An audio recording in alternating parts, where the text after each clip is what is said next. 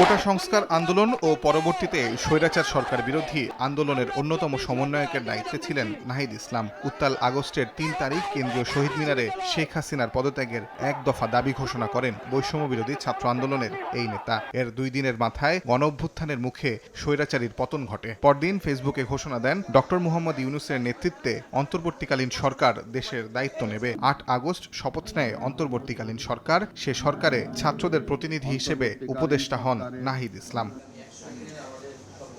৬.৫ মাস তথ্য ও সম্প্রচার মন্ত্রণালয় এবং ডাক, টেলিযোগাযোগ ও তথ্য প্রযুক্তি মন্ত্রণালয়ের উপদেষ্টা হিসেবে দায়িত্ব পালন করেন নাহিদ ইসলাম। মঙ্গলবার ২টি মন্ত্রণালয় থেকেই পদত্যাগের জন্য প্রধান উপদেষ্টার কাছে পদত্যাগপত্র জমা দেন নাহিদ। মঙ্গলবার দুপুরে প্রধান উপদেষ্টার বাসভবন যমুনায় উপদেষ্টা পরিষদের এক বিশেষ সভা শেষে সাংবাদিকদের একথা জানান নিজেই।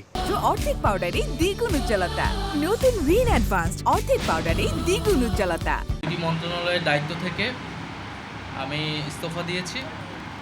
এছাড়াও এই জুলাই শহীদ স্মৃতি ফাউন্ডেশন সহ সরকারের যেই সকল কমিটিতে আমি ছিলাম, এই সকল কমিটি থেকে আমি সাথে একই সাথে ইস্তফা আমার হচ্ছে।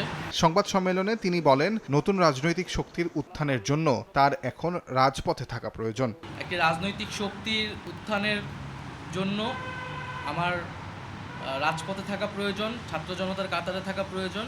গণ অভ্যুত্থানে যে ছাত্র জনতা অংশগ্রহণ করেছে সেই শক্তিকে সংহত করতে আমি মনে করেছি যে আমার সরকারের থেকে আমার সরকারের বাইরে রাজপথে আমার ভূমিকা বেশি হবে।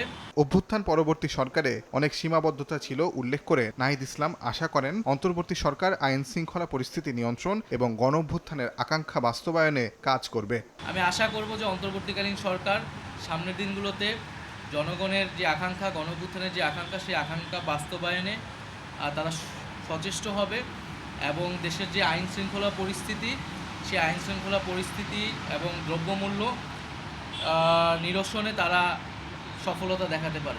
পরে প্রধান উপদেষ্টার বাসভবনে আবারও ঢুকে পতাকাবিহীন গাড়ি নিয়ে বের হয়ে যান নাহিদ ইসলাম। ২৮ ফেব্রুয়ারি আসছে তরুণদের নতুন রাজনৈতিক দল। জানা গেছে সে দলের প্রধান হিসেবে দায়িত্ব নেবেন নাহিদ ইসলাম। তাজওয়ার মাহমিদ, সময় সংবাদ, ঢাকা।